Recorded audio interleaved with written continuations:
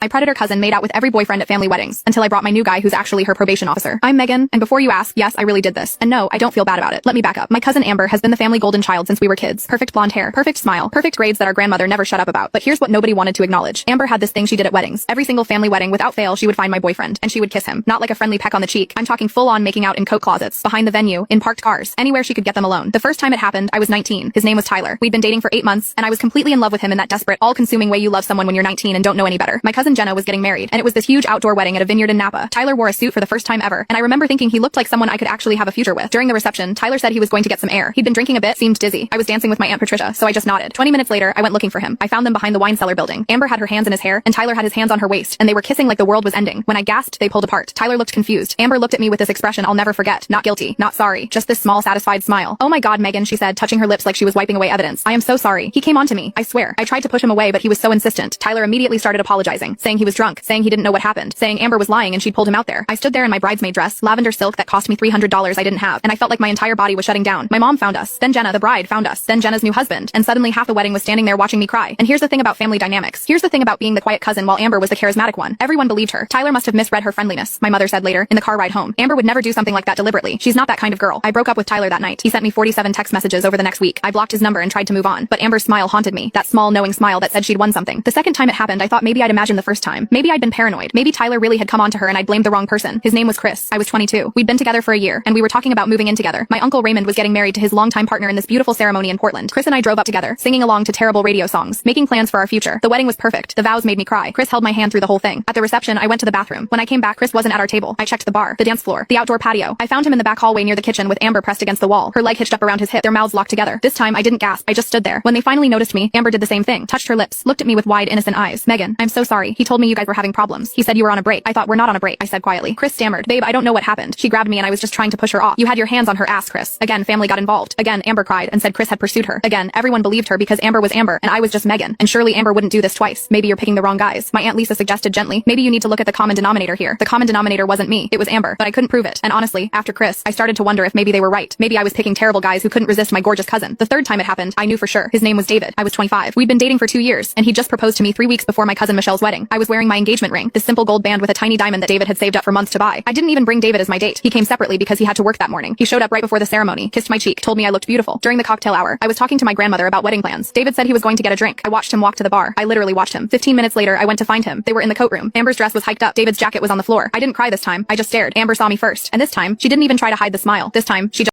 Click the link in my profile to watch the exciting follow-up.